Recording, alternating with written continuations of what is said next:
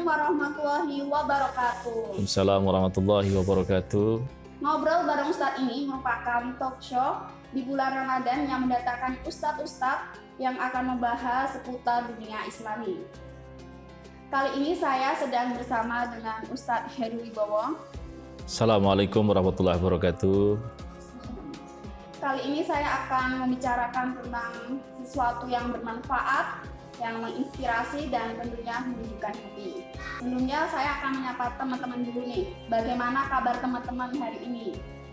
Semoga teman-teman senantiasa diberikan kesehatan, bahagia, serta keberkahan oleh Allah Subhanahu wa Ta'ala. Amin. Assalamualaikum Ustadz. Waalaikumsalam warahmatullahi Bagaimana wabarakatuh. kabarnya nih Ustadz? Alhamdulillah, kabaripun baik, sehat alhamdulillah. Baik. Untuk kesibukannya Ustadz, kalau boleh tahu selain berdakwah apa nih Ustadz? Selain berdakwah, saya setiap hari bergerak di entrepreneur dan di wirausaha, terutama di bidang jasa. Dan ini masih pandemi, kami juga bergerak di bidang jasa haji dan umroh. Jadi ya sementara ini kita masih landai-landai aja Mbak. Jadi kita ada beberapa bisnis wirausaha di properti dan lainnya. Di bidang usaha, mungkin Bapak punya hobi jalan-jalan mungkin Pak? Ya, karena saya bergerak di bidang umroh dan haji, hobi saya itu ya traveling, kuliner, dan bagi saya hobi traveling ini juga sangat luar biasa. Selain untuk bagaimana kita melayani para jamaah, jadi ada sebuah titik kepuasan tersendiri ketika kita melayani jamaah hingga puas beribadah, maka ini sebuah prestasi bagi pribadi saya, kepuasan yang sangat indah ketika kita totalitas dalam melayani.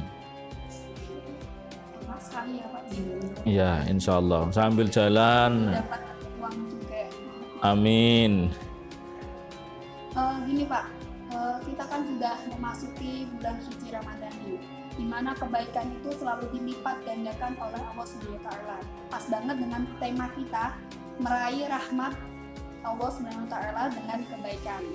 Nah, ini tuh lalu bagaimana Pak dengan rahmat itu sendiri? Rahmat itu bisa datang dari mana saja? Oke. Terima kasih Mbak. Jadi berbicara mengenai rahmat Allah Subhanahu wa Ta'ala dalam konteks kekinian, dalam modern saat sekarang ini, yang namanya rahmat dari Allah Subhanahu wa Ta'ala itu adalah hak prerogatif Allah Subhanahu wa Ta'ala. Siapapun boleh saja dan bisa mendapatkan rahmat dari Allah Subhanahu wa Ta'ala. Maka ada sebuah kisah, namanya Abi diberi oleh Allah umur 500 tahun. Setiap hari dia gunakan untuk beribadah kepada Allah Subhanahu wa Ta'ala. Siang malam dia bermunajat, siang malam dia berdoa, hampir tidak pernah melaksanakan dan melakukan maksiat. Karena tinggal di gunung yang paling tinggi, hampir kemudian beliau tidak pernah melakukan kesalahan-kesalahan. Suatu ketika Abid ini memohon kepada Allah Subhanahu wa Ta'ala agar hidupnya mati dalam keadaan husnul khotimah. Dia berdoa kepada Allah, ya Allah, matikanlah saya dalam keadaan husnul khotimah. Kemudian apa yang terjadi? Diampuni oleh Allah. Ketika diampuni oleh Allah Subhanahu wa Ta'ala dan diiyakan oleh Allah Subhanahu wa Ta'ala, kemudian Allah Subhanahu wa Ta'ala menyampaikan kepada malaikat, wahai malaikat, sampaikan kepada Abid bahwa beliau masuk surga karena rahmatku. Mendengar kata rahmat itu, si Abid tidak terima. Oh, saya itu tiap hari berdoa, setiap hari saya beribadah kepada Allah, 500 tahun saya gunakan untuk beribadah, gara-gara rahmat itu tok. Kemudian dengar protesnya si Abid, kemudian malaikat disuruh Allah Subhanahu wa Ta'ala, wahai malaikat, sekarang kau hitung-hitung ibadah yang dilakukan oleh si Abid. Nah, kemudian malaikat menghitung ibadah yang dilakukan si Abid selama 500 tahun itu hanya kenikmatan mata saja itu tidak bisa menandingi. Subhanallah. Kenikmatan Allah Subhanahu wa Ta'ala, nikmat mata saja, satu mata itu nilainya itu justru lebih tinggi dibandingkan ibadah 500 tahun. Maka kemudian kalau begitu seret si Abid masuk ke neraka. Akhirnya Abid sadar, kemudian mohon maaf kepada Allah Subhanahu wa taala, akhirnya dimasukkan ke dalam surganya oleh Allah Subhanahu wa taala karena sadar dan minta maaf dan minta ampun kepada Allah Subhanahu wa taala. Dari sini lihat konteks seperti ini adalah bahwa kemudian ditanya, "Wahai Abid, apakah engkau masuk surga karena amalanmu?" "Tidak ya Allah, tidak ya Rabb. Saya masuk surga karena rahmat-Mu." Maka ini rahmat ini sangat luar biasa. Termasuk kenikmatan yang ada dalam tubuh kita ini itu nilainya luar biasa. Maka wa in ta'uddu nikmatallah la tusuha. Sapa wong sing ngitung nikmat datang dari Allah Subhanahu wa taala, siapapun tidak akan bisa menghitung nikmat Allah. Tukang cukur, tukang sayur, tukang bubur tidak akan bisa menghitung kenikmatan dari Allah Subhanahu wa taala. Maka rahmat ini sangat luar biasa. Betul. Lalu bagaimana jika kita melakukan kebaikan, namun itu masih ada yang dirugikan di hidup kita? Satu hal ya, bicara mengenai rahmat Allah Subhanahu wa taala, ini adalah hak prerogatif Allah Subhanahu wa taala. Maka dalam kegiatan kebaikan ini ya kita jangan sampai justru malah menyakiti orang lain.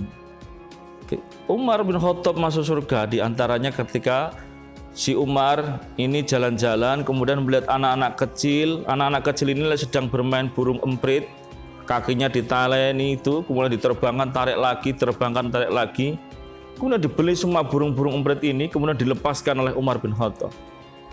Masuk surga karena beliau itu. Ada lagi Imam Al-Ghazali, karya-karya yang sangat luar biasa. Pernah suatu ketika bermimpi, kemudian salah satu yang menjadikan beliau masuk surga itu diantaranya ketika Imam Al-Ghazali menulis karyanya, di penanya itu ada seekor lalat yang kemudian meminum tintanya. Kemudian Imam Al-Ghazali membiarkan lalat itu meminum karena kehausan. Insya Allah, maka bukan karya-karyanya yang begitu banyak, tapi di antara rahmat Allah Subhanahu wa taala adalah ketika membiarkan seekor lalat ini meminum tinta tersebut. Maka berbicara tentang rahmat Allah Subhanahu wa taala itu sangat luar biasa. Ini adalah hak dari Allah Subhanahu wa taala dan siapapun bisa mendapatkan rahmat dari Allah Subhanahu wa taala. Qul ya ibadiyalladzina asrafu ala anfusihim la naqnatu mir rahmatillah. Innallaha yaghfirud dzunuba jami'a innahu huwal ghafurur rahim. Nah, ini Allah Subhanahu wa taala bisa memberikan rahmat kepada siapapun dan Allah itu sangat Maha Pengampun, Maha Pengasih dan Maha Penyayang. Gitu, Mbak. Banyak sekali yang hikmah yang harus kita Iya. ambil dari cerita. Iya, itu contoh cerita-cerita itu sudah bisa menggambarkan bahwa rahmat Allah itu sangat luar biasa. Jadi ketika kita di kampung saja misalkan kita aktif di masjid itu bagus, tetapi jangan lupa kita punya kewajiban di masyarakat. Aktif di masjid juga aktif di kampung, kumpulan RT, kumpulan RW, kerja bakti dan sebagainya. Itu salah satu amalan-amalan yang baik yang perlu kita contoh. Ya, termasuk ada tetangga kita yang sakit, tiliono, ada tetangga kita yang meninggal, layato, ketika ada yang kurang mampu, bantulah dan sebagainya. Ini kegiatan-kegiatan yang luar biasa. Maka tadi misalkan kita berbuat baik ada yang dirugikan, ya, itu sama saja dengan senang melihat orang susah melihat orang senang. Jangan sampai kita bergembira di atas penderitaan orang lain. Jadi kita harus membahagiakan. Dari di awal saya menyampaikan bahwa ketika kita ingin bahagia, bahagiakan orang lain. Kalau kita ingin mendapatkan ridho dari orang tua, bahagiakanlah orang tua kita. Kalau kita ingin dihormati di kampung, bahagiakanlah kampung. Ketika kita ingin dihargai di masjid kita, nikmatilah ibadah sebaik-baiknya di masjid dengan hal-hal yang positif, hal-hal yang menyejukkan. Gitu. Terkait tadi bahagia itu kita harus membahagiakan orang yang terdekat kita atau orang lain dulu. Kan kadang ada anak yang sukses tuh, tapi dia tuh membanggakan dirinya dan anak-anaknya, keluarganya gitu, tidak orang tuanya. Kadang orang tuanya malah tidak dinafkahi gitu. Iya. Prinsip bahwa ketika kita ingin rezeki seorang raja dan ratu, maka perlakukanlah orang tuamu bagaikan raja dan ratu. Itu hal yang utama. Jadi konteksnya sebelum kita berbicara membahagiakan orang lain, introspeksi dalam diri kita, bagaimana kita membahagiakan orang tua kita, istri kita, anak-anak kita, dan semoga apa yang kita lakukan ini menjadi sebuah amalan rahmat dari Allah Subhanahu wa taala. Ini Pak, ada lagi. Kita kan tadi malam dari tim kita buat question di Instagram Story. Ada yang bertanya tentang sedekah ini Pak. Bagaimana jika kita makan sedekah, tapi itu bisa di sosmed gitu Pak, kan banyak sekali yang sedekah, tapi itu bisa di Instagram gitu Pak. Ya. Berkaitan dengan sedekah, kemudian kita semua itu tergantung daripada keniatan hati kita. Maka saya menyampaikan bahwa jangan sampai kita salah niat, karena niatmu menentukan kualitas ibadahmu. Nah, jangan sampai kita karena sedekah tidak seberapa atau sedekah yang besar tapi kita justru niatnya adalah untuk pamer, ya hanya urusan kita dengan Allah Subhanahu wa taala. Maka ya lebih baik, kalau saran kami ya lebih baik ya ketika kita bersedekah, lebih tepatnya supaya kita tidak usah memamerkan ya. Tetapi kalau kita adalah tujuannya adalah untuk memotivasi tidak masalah ya, karena niat kita adalah memotivasi bahwa Islam harus beramai-ramai untuk bersedekah dan sebagainya. Gitu Mbak. Oke Ustadz, mungkin Ustadz ada itu motivasi untuk kita dan teman-teman mengenai rahmat. Oke. Terima kasih Mbak. Ketika kita berbicara mengenai rahmat di dunia kekinian, maka tetap lakukan hal yang terbaik. Termasuk tadi saya sampaikan bagaimana kita membagikan orang lain, membagikan teman kita. Sebuah motivasi buat sahabat-sahabatku yang ada di sana, bahwa milikilah teman sebanyak-banyaknya. Ketika kita memiliki teman yang kemudian keras, kita bersyukur, kita belajar bagaimana kita menjadi orang yang disiplin dan tegas dalam bertindak. Ketika kita memiliki teman yang lemah lembut, kita belajar dari teman kita, bagaimanakah kita memiliki jiwa dan rasa kasih dan sayang terhadap orang lain.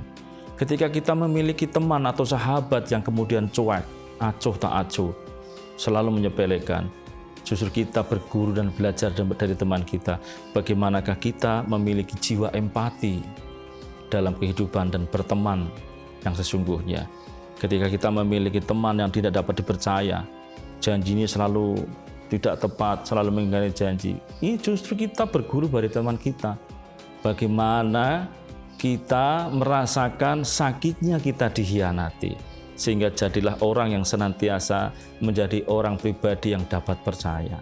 Terakhir, ketika kita melihat teman kita yang kemudian selalu jelek, hanya memanfaatkan kita dalam keadaan kebaikan, kita belajar dari teman kita yang sesungguhnya bahwa jadilah orang yang senantiasa baik dalam keadaan apapun dan dimanapun. Sahabat-sahabatku yang dirahmati Allah Subhanahu wa taala, tetap raih rahmat Allah Subhanahu wa taala. Ketika kita dihina di belakang, justru kita jauh di depan, lebih baik. Ketika kita diinjak-injak, dijatuhkan, justru kita sebenarnya ditingkatkan derajatnya. Ingat, payung tidak bisa menghentikan hujan, namun payung paling tidak dapat melindungi diri kita dari air hujan, sehingga mudah kita untuk mencapai sebuah tujuan. Orang pintar bisa tidak berhasil, orang kaya bisa jatuh. Yang tidak jatuh adalah bagaimana kita istiqomah berbuat yang terbaik, mencapai rahmat Allah Subhanahu wa taala. Demikian sebagai motivasi, tetap apapun kita menjadi meraih rahmat Allah Subhanahu wa taala dengan kebaikan-kebaikan. Sehingga ketika kita memiliki teman-teman tadi yang saya sampaikan, senantiasa kita bisa memahami dan belajar daripada apa yang kita lakukan. Begitu Mbak. Sungguh luar biasa sekali kan teman-teman penjelasan dan motivasinya Ustadz Firly Bawang. Mungkin cukup dari ngobrol Ustadz episode kali ini. Kita bisa ketemu di ngobrol bareng Ustadz di episode selanjutnya. Wassalamualaikum warahmatullahi wabarakatuh. Waalaikumsalam warahmatullahi wabarakatuh.